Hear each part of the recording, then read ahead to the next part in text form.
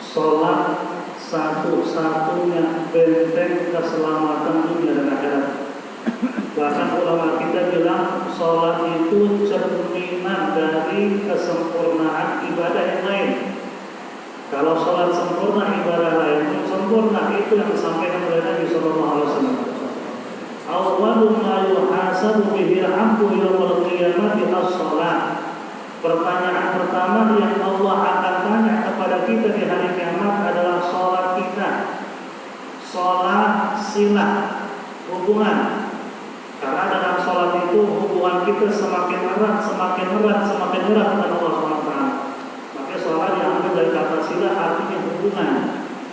Karena hubungan yang paling dekat antara seorang hamba dengan Tuhannya itu ketika sholat. Dan yang paling dekat dalam sholat ketika sujud. Maka kita kan dianjurkan kalau sujud terakhir, kalau sholat sendiri khususnya diramain doa sebanyak-banyaknya. Sehingga bisa doa bahasa Arab, bahasa Indonesia boleh di hati, jangan berucap. Kalau bahasa Indonesia diucap batal sholatnya. Di hati kita minta, ya Allah begini, Allah begini. Allah tahu, karena semua bahasa datangnya dari Allah Subhanahu Wa Taala. Meskipun bahasa yang terbaik adalah bahasa Arab. Tidak ada bahasa lebih baik daripada bahasa yang digunakan oleh manusia terbaik, yaitu Nabi Muhammad SAW. Itu bahasa yang luar biasa. Maka kata Nabi SAW, "Uhibbul Arab bimalah." Aku cinta kepada Arab itu karena tiga. Li'anni Arabi, karena aku orang Arab, kata Nabi. Wal Qur'anu Arabi, dan Al-Quran bahasa Arab. Wa kalam ahlul jannati Arabi, dan bahasa ahli surga bahasa Arab. Makanya nggak bisa bahasa Arab di dunia nomor dua. Gitu. Itu kalau bahasa Arab, sesuatu yang bahasa Arab itu langsung tonton otomatis. Kalau itu harus surga, langsung Allah bisa membuat itu bisa bahasa Arab. Karena pertanyaan di alam kubur aja khilaf ulama. Jadi ada ulama berpendapat pertanyaan di kuburan itu ada yang bilang bahasa Arab, ada yang bilang pakai bahasa Ibrani, bahasa Israel. Nah, kalau itu sekarang nggak bisa bahasa Arab Anda, bahasa Ibrani Anda, malaikat tanya gimana kita bisa jawab? Yang bikin kita bisa jawab itu iman itu. Mau malaikat ngomong apa aja, kita punya mulut langsung berkata-kata Allah Rabbi, Muhammadun Nabi, itu udah otomatis. Mau ngerti gak ngerti bisa jawab. Kalau itu bisa bahasa Arab tapi ini tidak ada neraka, tetap aja nggak bisa jawab. Maka kan disebutkan dalam hadis begitu panjang kata Nabi, ketika orang penghuni neraka ditanya sama mereka tentang buka, itu jawabannya cuma ahin. Tahu ahin? Orang kalau takut ditanya gimana sih? Bingung jawabnya. Apaan ya? Kata mereka apa bukan jawaban. Maka disitulah kita harus minta kepada Allah mudah-mudahan bisa wafat husnul. Satu-satunya cara wafat husnul khatimah, jaga hubungan erat kita dengan Allah, yaitu dengan sholat kita. Dan juga jaga hubungan erat kita dengan Nabi Muhammad SAW. Jangan mengandelin sholat saja, tapi kita dengan Nabi putus hubungan. Jangan. Itu jangan sombong. Ini ada orang sekarang di dunia ini, dia ngaku Islam, tapi ketika mendengar ada orang memuji-muji Nabi, itu ngapain muji Nabi? Dia Nabi Rasul sudah nyampein amanat ke kita, mau ngapain itu berlebihan? Lalu berlebihan, ya itu berlebihan. Kata Nabi, lalu berumi, kama orang dia al-Nasara Isa Maryam. Jangan kalian memuliakan aku berlebihan, sebagaimana orang Nasrani memuliakan Nabi. Nah ini orang gak paham berarti. Memang orang Nasrani menganggap Nabi Isa Tuhan. Dan disebut juga anak Tuhan. Siapa yang antara kita bilang Nabi Tuhan? Siapa yang antara kita bilang Nabi itu anak Tuhan? Kagak ada. Dari segi tekstual hadisnya aja itu orang gak paham. Kita puji Nabi dengan salawat banyak, itu pujian berlebihan. Enggak. Kenapa enggak? Ayat yang turun tentang salawat ke Nabi itu ada begini. Inna Allaha wa malaikatahu yusalluna 'alan nabi. Di sini pakai fi'il mudhari' yusallun. Sejak itu ayat turun sampai hari kiamat, Allah dan para malaikat bersalawat. Sampai hari kiamat enggak putus salawat rahmat Allah dan salawat malaikat untuk Nabi Muhammad. Itu salawat sehari 1000, enggak ada apa-apanya. Belum berlebihan, kenapa? Allah bersalat sampai kiamat terus berlebihan juga. Maka disinilah hukuman kita dengan Nabi, jangan khusus. Mau bagaimanapun di hari kiamat yang kita cari siapa? Nabi. Bukan kita cari Allah. Allah yang segala-galanya. Allah itu memberi satu surga, satu neraka, tapi Nabi wasilah. Allah yang memberi kita, tapi dokter wasilah. Wasilah kita perantara kita Nabi Muhammad sallallahu alaihi wasallam. Maka banyakkan salawat, insyaallah dengan banyak salawat kita terhindar dari segala musibah, bala, wabah, penyakit yang sedang menimpa umat Islam khususnya dan seluruh manusia pada umumnya. Amin ya rabbal alamin. Ini hari kita akan masuk dalam pembahasan yang berkaitan dengan awqatuha atau waktu sholat.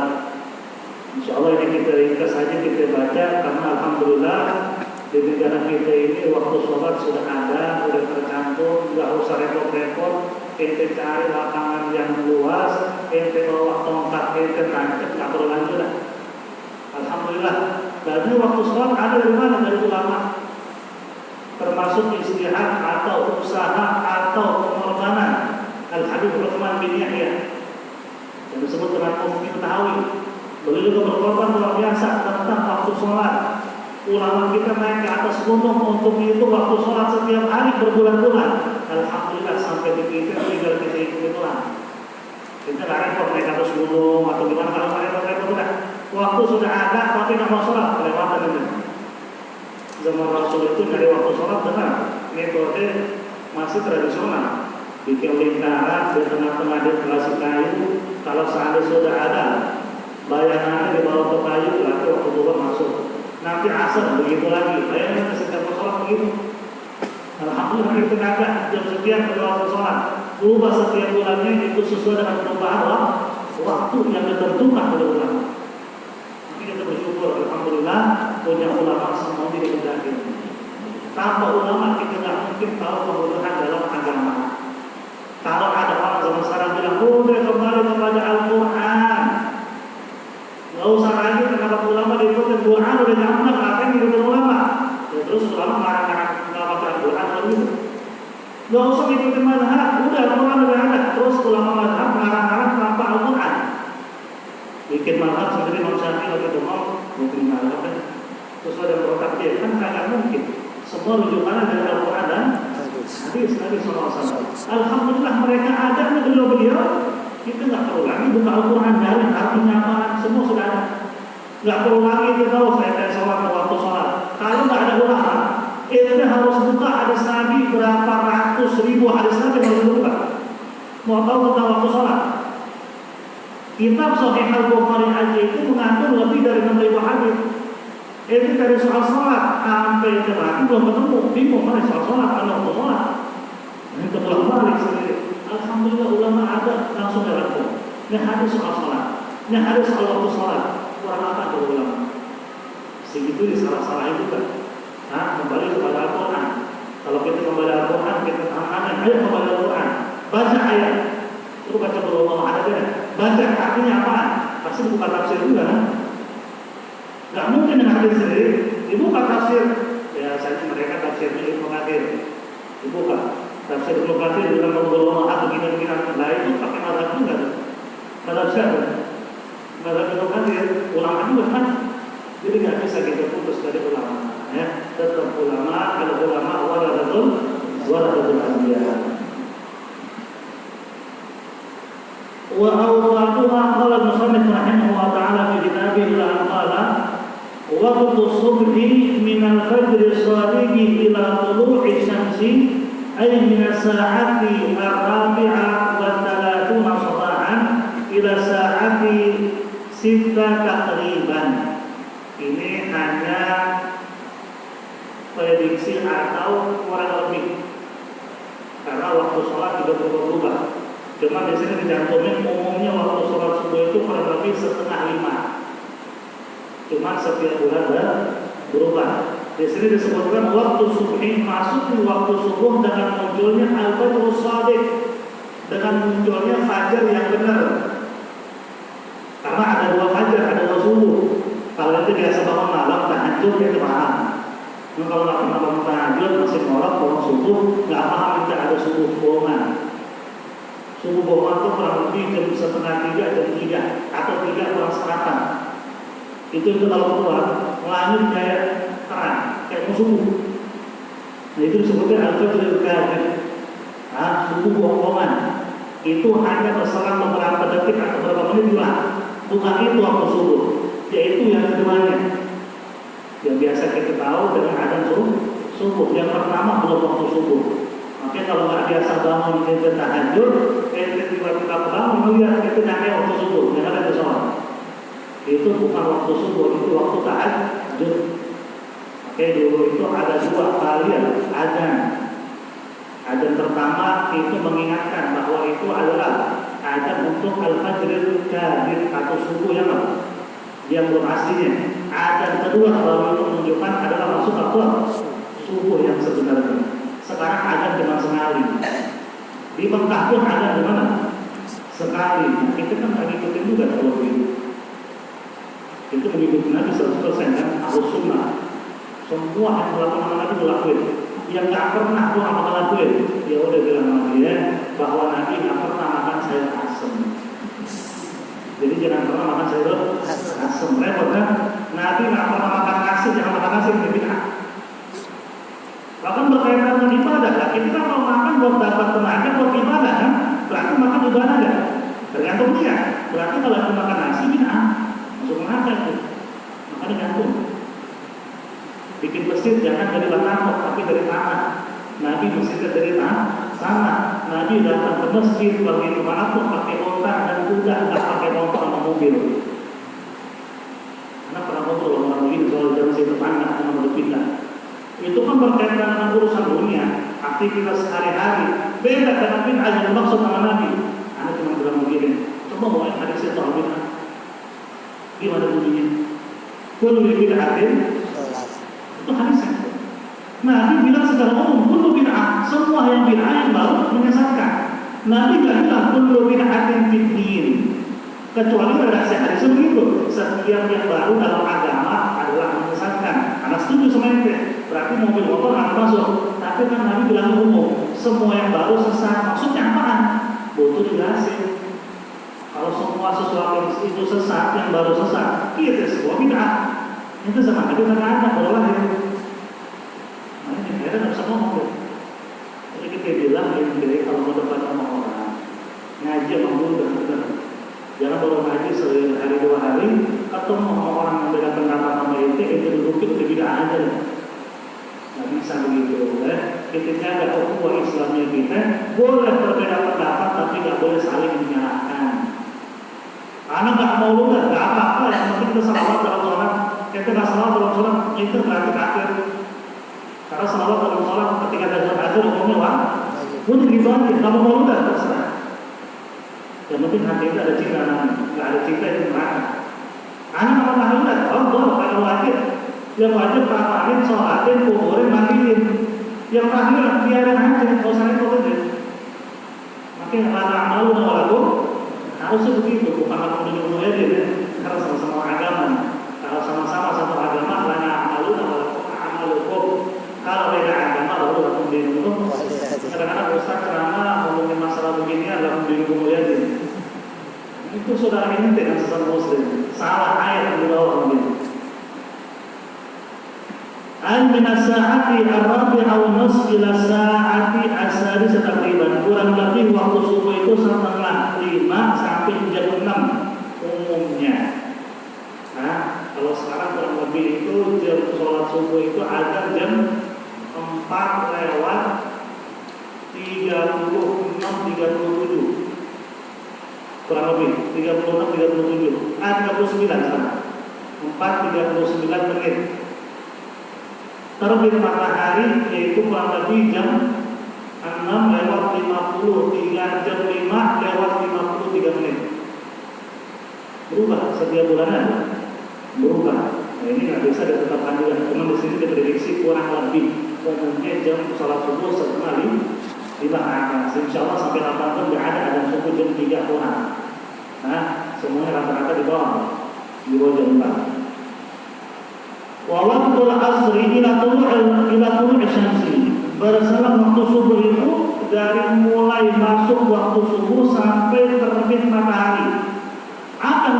terbit matahari, semuanya kesebagian. Ulama bilang sebagian cahaya matahari kelihatan oleh masa tertentu. Waktu terbit matahari itu bisa diprediksi kalau di laut yang datar atau di padang pasir. Kalau di tempat kita begini nggak bisa diprediksi. Ada gunung, ada bangunan tinggi. Nah, itu begitu keluar cahaya matahari waktu subuh sudah selesai. Walaupun sedikit, nggak harus semua matahari kelihatan. Semua matahari kelihatan sementara ini masuk waktu isya atau Tuhan keluar waktu subuh. Sedikit aja dari cahaya yang terlihat sudah selesai waktu subuh. Cuma waktu subuh alhamdulillah agak panjang dikit. Saya waktu masih di Al-Quran itu habis adzan nggak langsung sholat. Habis qobliyah biasanya kita jauhin lagi. Kurang lebih 10 sampai 11 menit dari adzan baru sholat subuh. Jadi nggak ada salahnya dulu sedikit nunggu jamaah datang. Terkadang kan ada masjid-masjid habis adzan qobliyah langsung koma. Kita masuk ikut baru 3 orang. Sebenarnya mau sholat banyak. Nggak ada salahnya sedikit diukur 5 menit nggak masalah. Karena waktu subuh alhamdulillah nggak sebentar, agak lama, sejam lebih. Kalau maghrib dia jangan macam-macam. Maghrib paling lama habis adzan 5 menit paling lama. Buru-buruan sholat karena waktunya sebentar. Adzan isya itu bukan menunjukkan waktu isya baru masuk, dari sebelumnya sudah masuk. Hati-hati. Adzan isya yang biasa kita dengar sebelumnya kurang lebih 20 menit sebelum adzan waktu isya sudah masuk. Karena begitu hilang bintang merah dari langit udah mulai gelap, isya udah masuk, maghrib udah selesai. Cuma kenapa dulu diukur itu biar lebih yakin lagi bahwa waktu isya sudah masuk. Karena isya itu panjang sampai masuk waktu subuh. Bahkan dalam satu hari Nabi sering sholat isya itu tengah malam dengan sahabat sering. Di sini kata ulama tetap berpatokan dengan hadis Nabi bahwa sebaik-baiknya amal sholat pada awal waktunya. Nabi pernah sholat isya tengah malam, kenapa kita nggak ikutin? Awal waktu aja banyak yang sholat pada waktu tengah malam. Terus di sini terakhir tengah malam, banyak yang ada sholat isya. Tidur semua, karena tidur lagi nonton bola, semua lagi main gitar. Salah, kadang salah, tapi waktunya sholat jangan ditinggalin. Kadang-kadang subhanallah kita kalau duduk main gitar 3 jam 4 jam gak pernah kesemutan. Ada majlis agak lama sedikit ya, sejam lebih dikit. Sholat berjamaah yang baca agak lama dikit, jadi sakit. Aduh, bener imam, kok gak main gitar gak capek ya? Duduk di masjid agak sedikit lama capek, kenapa? Setan. Imam Al-Haddad, mungkin waktu Al-Haddad bilang apa? Di zamanku ini banyak orang masuk ke masjid seolah-olah di bawah tempat duduknya ada bara api yang buru-buruan. Zaman Imam Al-Haddad 300 tahun yang lalu, apalagi zaman kita sekarang. Nah, bisa kita rasain. Coba di sini yang mimpin sholat bacanya lama karena sudah kaki. Ada bilang mesti sholat atau terawih. Kenapa? Ada orang baca. Udah orang tua ya, pasti bacanya agak lama. Disitulah Allah nilai kita punya iman. Walaupun zaman Habib Ali bin Muhammad bin Usaid al-Habsyi yang bikin Sultan Maulid, itu beliau kalau mimpin sholat tarawih 3 hari sekali karena Quran dalam sholat tarawih. Yang hadir ramai anak kecil kadang pulang. Itu diceritain. Anak kecil usia 7 tahun 8 tahun nggak pulang. Berarti dalam sehari berapa juz? 10.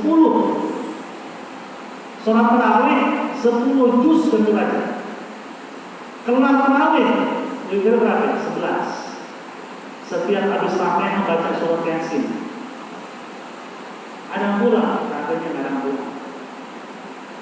Sekarang jangankan baca 10 juz, wadduha ke bawah aja gelisah. Maunya apa juga.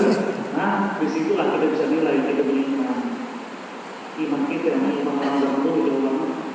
Makanya jangan pernah nyalain orang dulu. Anak Ustaz sekarang baru jadi Ustaz sebentar, ulama dulu salah-salahnya.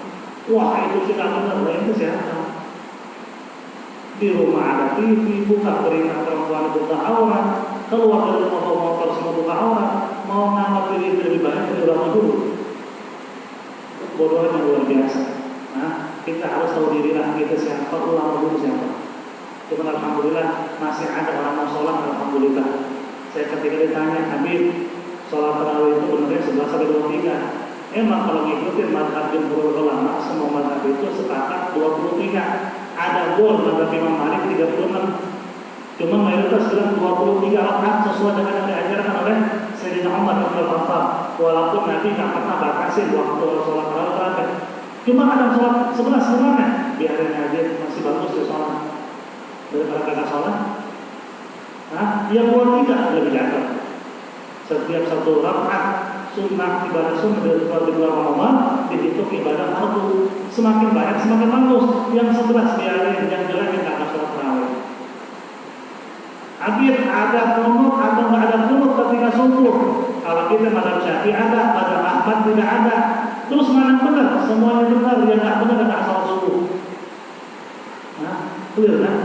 Begitu aja jawabannya bahasa ribet. Kita kalau buka di internet orang itu berantem gara-gara kunut. Lalu ini. Padahal mereka yang lagi berlalu jangan asal subuh nih. Ngomongnya subuh ini ada. Disitulah kita berpikir yang positif. Jagalah kerukunan kita, ukhuwah Islamiyah kita, meskipun kita berbeda mazhab. Kayak kata Nabi ya. Ini nama kata Nabi SAW bersaudara al-Muslim, akul Muslim, orang Islam bersaudara sesama Muslim. Waktu asri ada waktu duhri, ada pun waktu zuhur, dan zuhur ini salat pertama yang dikerjakan Nabi. Begitu Nabi dapat kewajiban sholat ketika Isra wal Mi'raj, pertama kali Nabi sholat zuhur yang dibimbing oleh malaikat Jibril.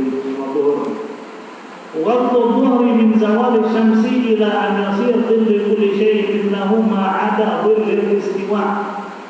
Waktu zuhur masuk dengan tergelincirnya matahari dari tengah-tengah langit. Maksudnya gimana? Kalau ente naruh kayu, matahari lagi ada nih, kamu tuh kayu lurus itu taruh. Itu kalau sudah mulai ada bayangan sedikit, itu berarti matahari sudah ada lagi di tengah-tengah langit. Ada bayangan di bawah kayu. Kalau bayangan masih di badan kayu, yaitu berdiri bayangan di badan, itu masih di tengah-tengah berarti.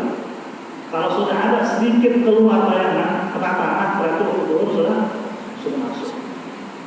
Waktu di mana itu ketika matahari berada di tengah-tengah langit itu kan termasuk waktu yang makruh kita sholat, kecuali di sholat di hari Jumat. Di hari Jumat kita masuk masjid, sholat tahiyat masjid pas banget matahari berada di tengah-tengah, itu nggak makruh, hanya sholat Jumat aja. Selainnya nggak makruh. Kenapa? Karena kata ulama mereka penyembah matahari biasanya menyembah matahari 3 kali. Ketika terbit, ketika berada di tengah-tengah langit, dan ketika mau terbenam. Penyembah matahari itu repot mengambil ini dengan ada matahari dilihat pas mau terbenam. Tuhan mau tidur, anjing juga. Tuhan terbit, Tuhan tidur. Makanya gimana kalau Tuhan terbit lagi? Tuhan mati. Dari kiamat matahari aja. Itu nggak ada. Gelang gulita nggak ada siang lagi. Sampai seseorang melihat jari tangannya sendiri nggak kelihatan. Intinya kalau mati lampu baru mati, memang gelap. Lama-lama kelihatan juga kan. Lama-lama mulai terang, karena kelihatan. Hari kiamat nggak kelihatan. Gelap gulita. Dia membuat kita bisa melihat semua anggota tubuh kita bekas wudhu menyala. Maka kalau wudhu itu ditambahin biar cahaya semakin banyak. Sunnah. Al-ghurra wa tahjir sunnah. Tahjir itu artinya al-ghurra itu kita menambah yang wajib di muka. Tahjir menambah batas yang wajib di tangan dan di kaki. Itu tangan sampai atas sikut, lebih lagi. Yang penting cucuran airnya jangan terlalu banyak. Cukup aja cucur sedikit, yang penting kita tanangin. Gak perlu kenceng banget apalagi di masjid, arah hukumnya. Takdir, mubadir, air masjid hukumnya haram karena itu haram. Jangan mubadir dengan air masjid. Mau pakai sekedarnya. Buat hajat kalau ada kamar mandi boleh. Pakai mandi jangan deh, ada rumah itu. Kecuali musafir, mereka diterimanya. Musafir minta izin kalau bisa masukin duit di kotak amal sebagian. Sebagai kita anggap hadiah atau buat infak masjid karena kita pakai airnya, itu jatuhnya haram. Ini bisa enak pakai berjemur dengan orang lain, masukin 1000 tangga. Ada berlaku juga. Maka di situ ada adab ketika masuk mesti air jangan dipakai berlebihan. Apalagi dipakai buat hal-hal yang lain, maaf. Kadang-kadang dipakai buat pinjam motor lah, pinjam mobil lah, boleh. Kalau masukin 1.500.000, nggak apa nih? Nah 1.500.000 udah pinjam mobil pakai masjid 200.000 masukin kotak, ya ada amalnya. Daripada kagak ada amalnya, sudah hati-hati, jangan macam-macam dengan urusan masjid. Kemudian ila an yasiridu li kulli syai'in mithlahu ma 'ada kulli istiwa. Ini kalau seandainya kita anggap ini kayu, kalau matahari berada di tengah-tengah langit, itu ada bayangan di badan. Nah, si benda kurang lebih kita anggap 60 cm sampai atau 40 cm. Bayangan masih di badan. Itu berarti masih di tengah. Bayangan sudah ada sedikit di sini, berarti zuhur sudah masuk. Waktu zuhur selesai, itu kalau bayangan yang ada sesuai dengan bedanya 100 cm, bayangannya 100 cm lebihnya berapa? Nah, tadi saya bilang bayangan di badan berapa cm? 40 cm, berarti bayangan yang ada di bawah 140 cm, zuhur selesai. Kalau baru 100 cm sesuai dengan bayangan, benda belum, karena dihitung juga bayangan yang ada di badan benda ketika matahari di tengah-tengah langit. Berarti 140 cm asal masuk. Jadi jangan dihitung bayangan yang ada di badan ketika lagi berada di tengah langit, itu jangan dihitung. Harus dilebihin. Berarti kalau bendanya 100, bayangan di badan kalau sebelum zuhur masih berada di tengah-tengah langit 40 cm, berarti asal pada masuk berarti 140 cm, berarti waktu asal sudah masuk, zuhur sudah selesai. Dan itu waktunya masih agak lumayan. Nah, dari jam 12 sampai jam 3 lumayan itu. Nah, terlalu cepat. Waktu yang paling sebentar itu kan maghrib. Sebentar tapi pahalanya nggak terhingga. Makanya sampai disebutkan nama salafus saleh, ma bainal maghrib wal isya kan min kunuzil jannah. Waktu antara maghrib dan isya harta karun di surga. Habis maghrib ini sudah berzikir dengan sholat atau dengan baca Quran atau dengan ngaji, itu dapat harta karun yang tidak terhingga. Dulu ada cerita, ada seorang habaib namanya Habib Ali di Tarim. Dia adalah pengusaha, punya warung toko. Biasa orang dulu kalau orang duit itu di kresek. Orang dulu kan kresek. Atau kalau bahasa orang Betawi di buntelan. Duit itu di kresek. Tiba-tiba hilang, sekresek gitu. Di biu, cari-cari di toko kagak ada, di rumah kagak ada. Tanya sama anak, dia bilang kagak tahu.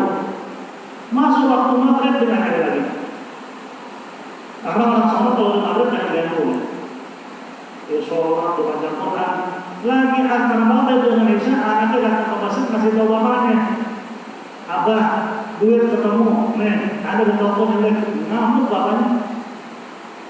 Tadi gue nyari duit, sekarang udah lebih penting daripada duit. Ente datang ngomongin duit, mulai sekarang ente anak ketemu selama 4 tahun. Diusir anaknya 4 tahun, gak boleh ketemu. Sebagai hukuman, karena datang antara maghrib dengan isya, kasih tahu duit udah ketemu. Itu bayangin orang dulu segitu, duit sekresek. Mungkin nggak salah banget orang ini, apalagi pikiran orang Indonesia. Nah, stres ya. Ini ada malah diusir anaknya 4 tahun atau belum ngomong. Gara-gara kasih tahu duit ketemu antara maghrib dengan luar biasa orang dulu. Nah, itu kayak mereka membaru sih. Cuma minimal sedikit demi sedikit kita bisa ikutin apa yang diajarkan dan dicontohkan oleh kita punya salah, kita punya guru-guru. An yasira kullu kulli mithlahu ma 'ada bil istiwa wa hiya min sa'ati al-thani 'ashar dhuhran ila sa'ati al-thalithah taqriban, kurang lebih antara jam 12 sampai jam 3 sore. Wa waqtul 'asri min akhir waqti dhuhri ila ghurub syamsi. Adapun waktu asar masuk tadi, bayangan yang ada sesuai dengan benda lebih itu sesuai dengan bayangan yang ada di badan ketika berada di tengah-tengah langit yang namanya matahari. Itu masuk waktu asar dan selesai waktu asar dengan terbenamnya matahari. Semuanya, bukan sebagian. Kalau masih ada separuh masuk waktu asar, masih ada setitik masih ada waktu asar. Semuanya sudah terbenam, benar-benar kayak masuk ke dalam laut, atau kalau di tempat datar kayak padang pasir, masuk ke padang pasir, baru masuk waktu maghrib. Dan biasanya dalam mazhab Hanafi waktu asar sholat itu kan disunahkan sholat awal waktu. Kalau mazhab Abu Hanifah kan sholat itu ketika matahari mulai berkuning-kuningan, kurang lebih setengah 5 jam 5 sore. Itu waktu paling sunnah sholat asar mazhab Hanafi. Kalau kita lihat peraturan hadis Nabi bahwa ketika ditanya ayo amal afdal, amal paling bagus itu apa ya Rasul? Kata Nabi as-shalat bil waqtiha, sholat awal waktu. Jadi yang beda mazhab kita hargai, kita hormatin. Yang mazhabnya Hanafi sholat jam 5 jangan kaget. Cuma di Indonesia ini nyaris bisa dibilang nggak ada mazhab Hanafi. Syafi'i, Hambali masih ada. Hanafi jarang. Itu lebih banyak di Irak, di Syam dan sebagian wilayah-wilayah Afrika. Itu rata-rata mazhab Hanafi di sana. Kemudian waktu maghrib min ghurubi syamsi ila qiyamul syafaqil ahmar. Dan waktu maghrib itu dalam terbenamnya matahari sampai hilang minyak merah. Ketika terbenam matahari namanya kemerah-merahan. Itu waktu maghrib. Begitu hilang tuh kemerah-merahan, gelap lagi isya masuk. Kalau diprediksi pakai jam, kalau di sini kurang lebih jam 6 sampai jam 7. Tapi kalau ikutin di kamera tadi kurang lebih dari mulai terbenam matahari 30 menit, 25 menit. Berarti waktu maghrib sangat sebentar. Makanya jangan kita suka mengukur waktu kalau nggak ada alasan, nggak ada apa-apa, bukan di jalanan termacet di tengah-tengah. Ini lagi asik orang tanggung, karena tanggung maghrib, buru-buru bangun karena tanggung. Karena maghrib sangat sedikit waktunya. Begitu hilang minyak merah atau merah di langit waktu isya masuk dan selesai waktu isya dengan terbitnya subuh atau masuk waktu subuh kurang lebih dari jam 7 malam sampai setengah 5 subuh itu waktu isya kurang lebih. Tapi isya waktu sangat panjang. Kita bisa isi dengan zikir, sholat tahajud, sholat witir, sholat sunnah mutlak, sebagaimana Sayyidina Ali bin Abidin. Itu juga dari Nabi Muhammad SAW yang disebut dengan as-sajjad, setiap malam sholat sunnah 1000 rakaat. 1000 rakaat nggak pernah ditinggal selama hidup. Sayyidina Ahmad bin Hanbal, murid Imam Syafi'i, sholat malam itu 300 rakaat. Kita sholat rakaat, hordeng gerak dikit, langsung 1000 lagi. Kenapa itu? Kenapa? Hordeng gak sendiri di mana? Segitunya takutnya kalau lagi tahajud, tapi nonton bola, apalagi champion, jam 2:30 ada gitu. Hordeng gerak, hordeng gitu. Kok lagi nonton bola hordeng? Kalau lagi sholat itu mobil anak. Di situ bedanya gitu. Nggak ada setan yang kita lagi sholat, justru dia jauh. Proses mau sholat diganggu, bangun berat. Maaf ya, jadi jepit sama dia, mungkin tidur, besok dia sikisah lah, makan sekarang tuh lagi asik tidur begini, nah setan bisa diproses. Lagi untuk dibikin gak konsen, itu setan. Itu lagi sholat, ya nggak beres. Itu pikiran berdoa. Gimana itu lagi naik turun, setan kalau lagi sholat, apalagi lagi khusyuk, dia udah mulai. Jadi mulai gelisah. Karena setan paling gak suka dari seorang hamba di samping melakukan yang wajib yang sunnah. Sunnah perilaku atau perbuatan yang dibenci oleh setan. Karena melukai manusia paling baik itu Nabi Muhammad. Ninggalin sholat berarti melukai iblis oleh setan. Jadi tinggal pilih. Makanya Habib Umar bin Habib sebenarnya dulu ngomong apa? Ente pilih setan, bisikan setan, memang setan mengulir neraka. Karena pimpinan terbesar mengulir neraka iblis. Inti kita Nabi itu bersama dengan surga. Karena pimpinan terbesar dalam surga adalah Nabi Muhammad. Itu pilih yang mana? Pilih Nabi itu surga, pilih iblis, nomor nggak ada arah kok. Tiket masuk neraka itu paling gampang. Tiket masuk surga butuh perjuangan. Tapi hasilnya luar biasa. Dan ini adalah sedikit pembahasan soal waktu sholat. Kemudian waman arada tahqiq fi ma'rifatil awqat di sa'atil al-mawdu'ah fa'alaihi an yasta'mil al-mani' sanawi li Syekh Muhammad Jamil. Di sini disebutkan kalau ingin tahu lebih detail soal waktu sholat, maka cobalah lihat jadwal sholat tahunan yang disusun oleh Syekh Muhammad Jamil. Masih banyak juga tergantung kita berada di mana, di negara mana. Alhamdulillah ulama sudah merangkum waktu sholat. Mula apa? Ada suatu pengumuman penting. Man adraka rak'atan min as-salati fil waqti fa kullaha ada'un wa illa qada'un. Siapa yang mendapatkan satu rakaat masih dalam waktu sholat, itu rakaat disebut sholat adaan. Yang di luar waktu disebut qada'an. Contoh gimana? Itu sholat isya udah mau azan subuh tinggal 2 menit. Itu sholat isya. Rakaat pertama kelar, rakaat kedua lagi sholat azan subuh. Batalin apa terusin sholat isyanya? Terusin. Yang rakaat pertama itu dapat pahala adaan. Sisanya qada'an. Dosa enggak kalau diundur tak ada alasan? Dosa. Habis sholat istighfar, minta ampun kepada Allah kalau dia mundur sholat. Cuma kalau enggak sengaja ketiduran, bangun-bangun kaget, ya Allah udah subuh nih, dia mundur sholat. Sebagian yang belum ada disebutnya ada, yang sudah ada disebut hukumnya, bukan batal ya. Sholat tetap diterusin dan sholat sah. Ya. Cuma hati-hati jangan pernah mundur waktu, apa sampai udur macam-macam. Kita nggak pernah mundur waktu makan. Sarapan makan siang apa lagi? Perut kita udah miskol, udah ngasih sinyal, masya Allah deh. Tempat makan mana kita nggak cari. Cuma waktu sholat ada aja. Tak dulu deh. Nah, ini masalah kita. Makan apa sholat selalu telah.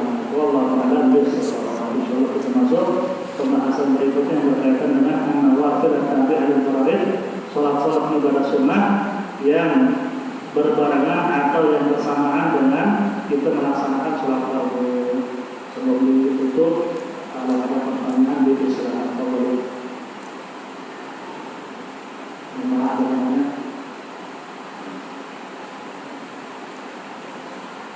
Tiga pertanyaan hadir dari banyak.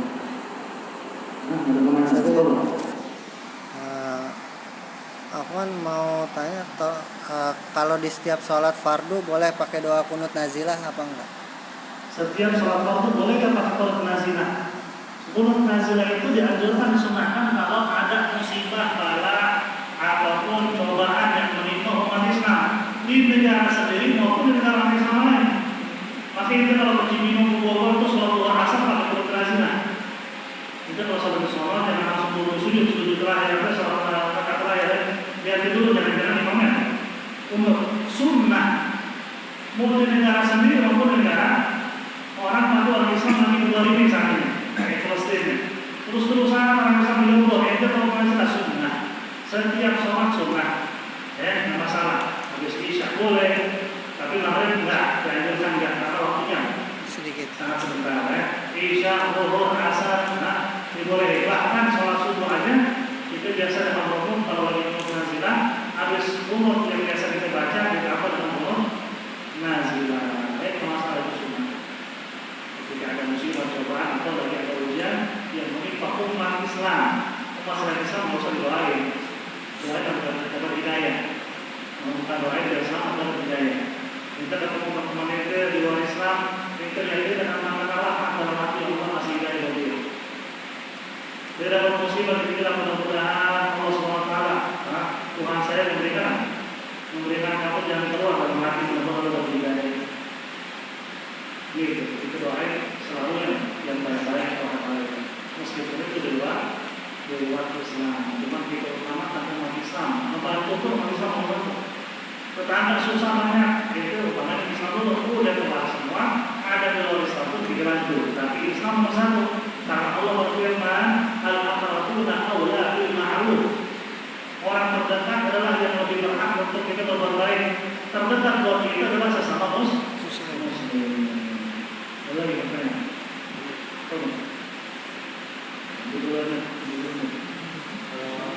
Kalau Jumat dibagi beberapa gelombang apa itu? Kalau Jumat dibagi berapa gelombang itu? Sholat Jumat dibagi berapa gelombang? Iya. Atas dasar apa? Kalau Jumat sama kadang ini dibagi orangnya terlalu banyak. Kalau orang terlalu banyak itu nggak bisa dijadikan Kenapa? Karena sholat Jumat itu dengan khutbah tidak boleh terpisah terlalu lama. Makanya khotib begitu turun dia cukup mengatakan rapatkan sholat. Itu maksudnya. Dia baca kalau sudah boleh dipikir itu boleh langsung takbir. Kelamaan harus turun dan khotib. Khotib turun, rapatkan sholat. Oh gimana sih? Akhir sebelumnya gitu. Bilangkan sama dia. Mereka juga minta. Kembali kenapa? Kisahnya terlalu lama.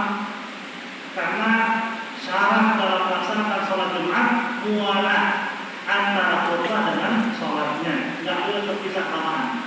Nah, ini kalau khutbah kedua berarti sudah terpisah lama. Ada ini ada dia kali khutbah gitu gitu. Bikin khutbah juga. Khutbah juga. Nah, masalah bikin 2 kali khutbah. Jadi yang pertama mereka keluar ada lagi khutbah. Ya. Sholat juga. Ini selama itu masih waktu 2 boleh berarti. Cuman kalau alasannya karena penuh, saya menjadi alasan biar saya penuh.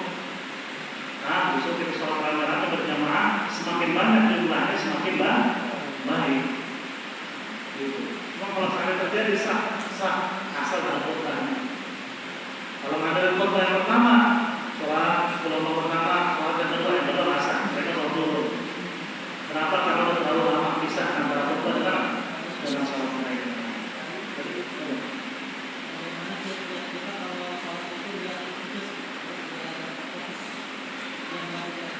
Sholat biar fokus kayak gimana ya? Jadi urusan apa? Sholat biar fokus itu salah satu cara paling mudah atau lama. Coba ente ketika baca perhatikan bacaan ente. Itu cara paling mudah. Gimana nak fokus? Allah Akbar, Allah Akbar. Itu dengar ya? Itu sambil baca sambil. Itu dengar ya? Pertama Bismillahirrahmanirrahim. Alhamdulillah. Itu tahap pertama untuk khusyuk. Bisa nggak bisa nggak khusyuk gitu? Nah kalau Allah Akbar kabira, apa ada sama mari susah dan sulit. Setiap keluar dari jalur ke kelewatan balikan lagi. Sana dari baca Fatihah, dia ke sama mari balik lagi.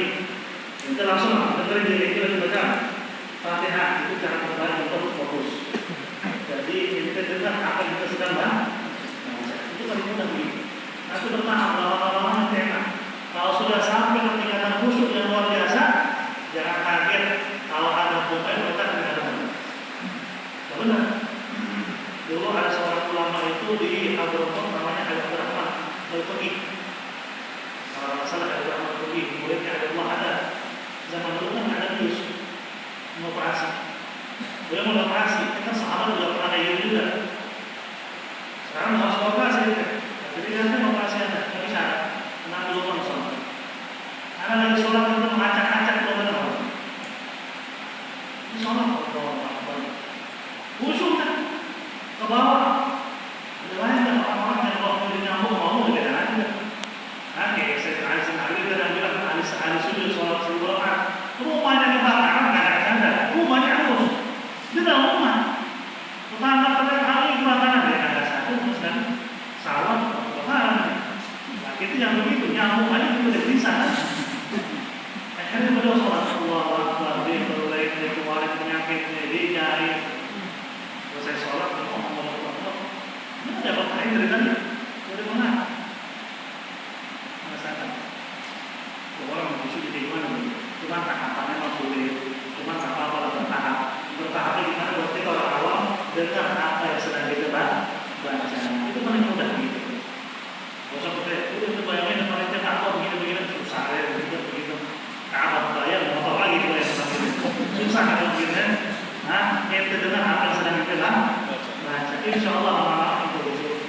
Karena tingkat kekhusyukan itu kalau orang sudah khusyuk dalam sholat, insya Allah di rumah makan.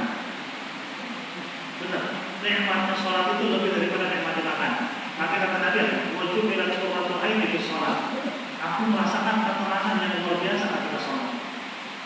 Nabi saat itu begini dikhusyukin, diapain, biar bilangin semua rasa lelahnya. Nabi Allah Akbar.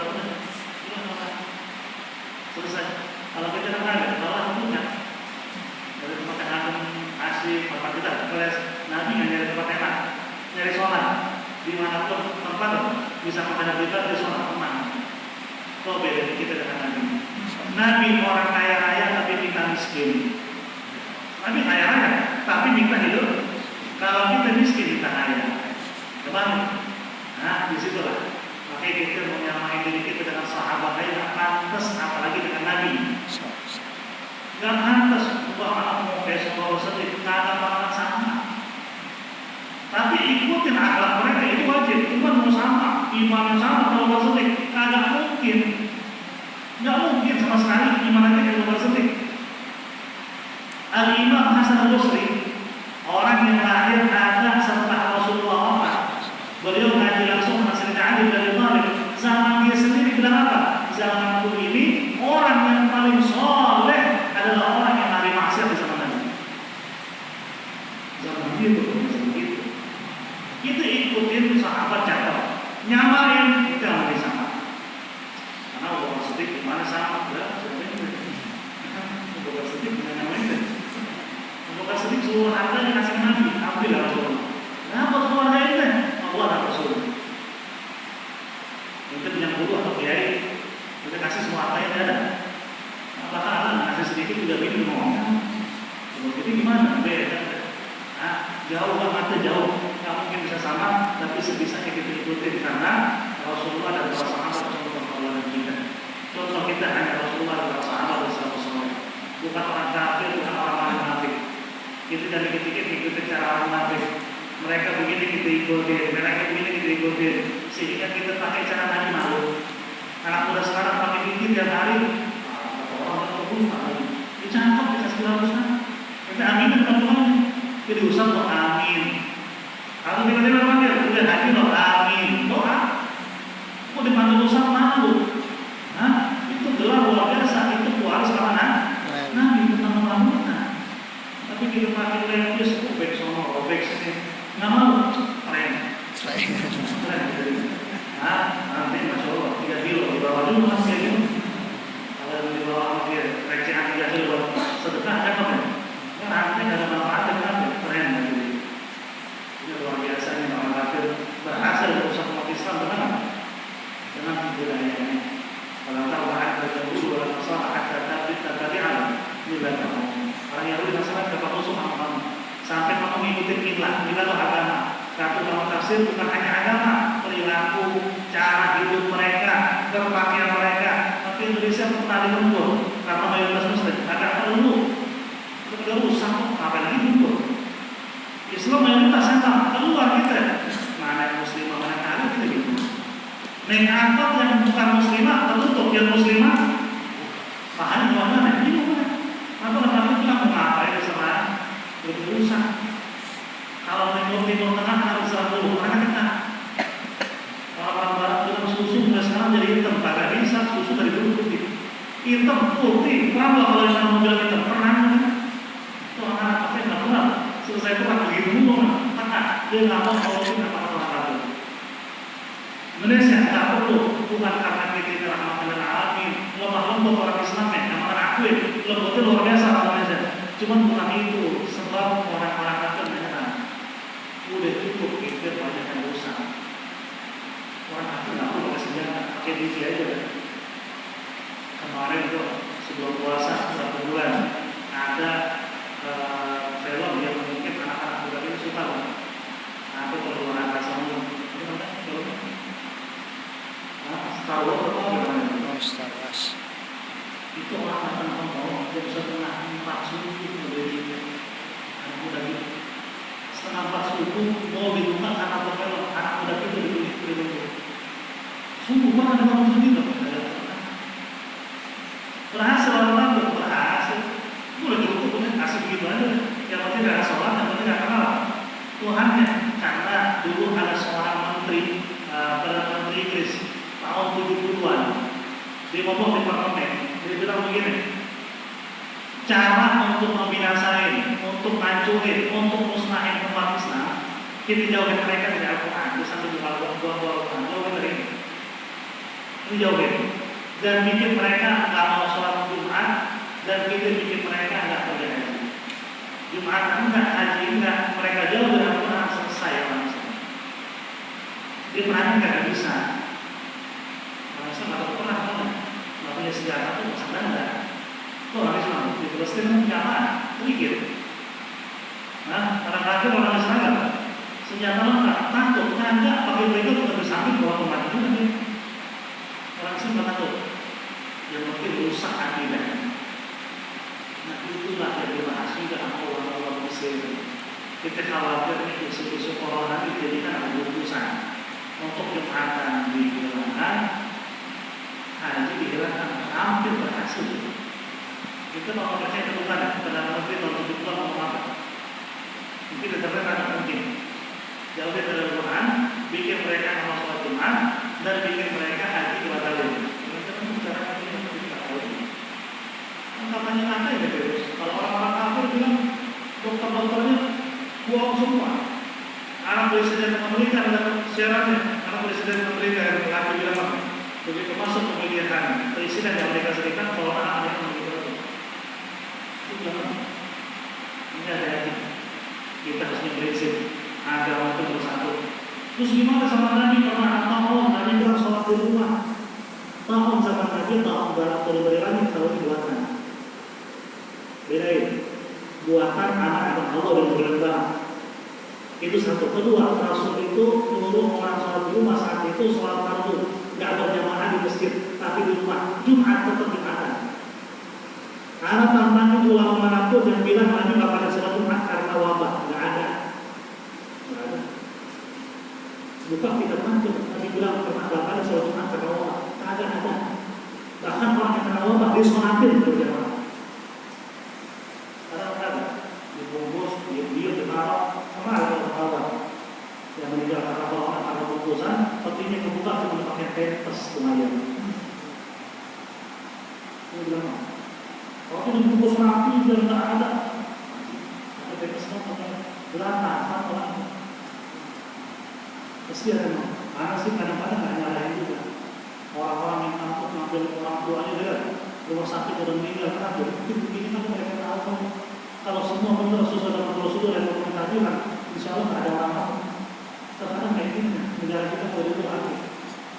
Prosedur-prosedur akan seperti di dalam peti karena lihat kan, Allah bongkar subhanahu atau peti kebuka gimana cerita nggak tahu. Mau dikubur atau peti kebuka, mayatnya pakai pempes doang. Maka itu gimana? Yakin Allah itu. Kalau yang disebut ini prosedur dari pemerintah kita ikutin hasilnya. Jangan membosan mereka kalau yang bohong. Kalau benar alhamdulillah. Karena kita tidak nurut dengan pemerintah dan imam yang ada selama itu positif alhamdulillah. Kalau negatif jangan. Pemerintah kita mengeluarkan statement atau peraturan minuman keras mulai sekarang. Legal di mana aja perang itu. Enggak. Tidak bisa. LGBT dibolehin perang. Selama yang positif suruh pakai masker untuk nggak kena virus ya udah kita ikutin lah. Kita harus jaga jarak, kita ikutin, karena itu bohong, sipir. Naik motor harus pakai helm, kita ikutin, karena itu baik lagi. Selama itu positif, tidak boleh kita keluar dari taatul imam. Wajib kita taat kepada imam yang ada. Ya, jadi sinilah kita memohon mudah-mudahan insya Allah dihilangkan. Kalau yang ada penyakit Allah angkat, kalau cuma isu mudah-mudahan isu hilang. Kita hanya bisa tawakal kepada Allah Subhanahu wa Ta'ala. Ala alihi wa ala kulli nabiyyin shalihah wa ila hadratin Nabi sallallahu alaihi wasallam. Bismillahirrahmanirrahim. A'udzu billahi minasyaitonir rajim. Bismillahirrahmanirrahim. Alhamdulillahirabbil alamin arrahmanir rahim maliki yaumiddin. Iyyaka na'budu wa iyyaka nasta'in. Ihdinas siratal mustaqim. Shiratal ladzina an'amta 'alaihim ghairil maghdubi 'alaihim waladdallin. Amin. Ya farijal hamd ya tajibul gham ya man la hamdu ya ham bikum subhanahu wa ta'ala sallallahu alaihi wasallam walhamdulillahi rabbil alamin ya rabbana aghdharna bi'ala aghdharna wa annana asrafna ala ladha asrafna wa tub alaina tawba taghfir li kulli awwa wastur lana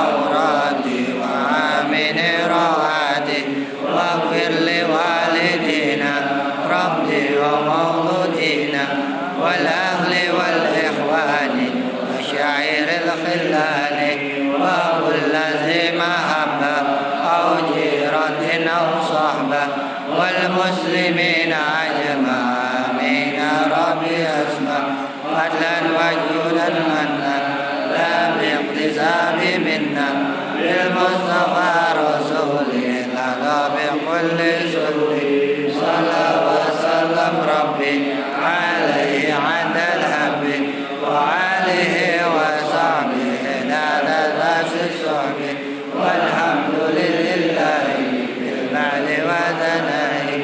Assalamualaikum warahmatullahi wabarakatuh. وعليكم السلام ورحمة الله.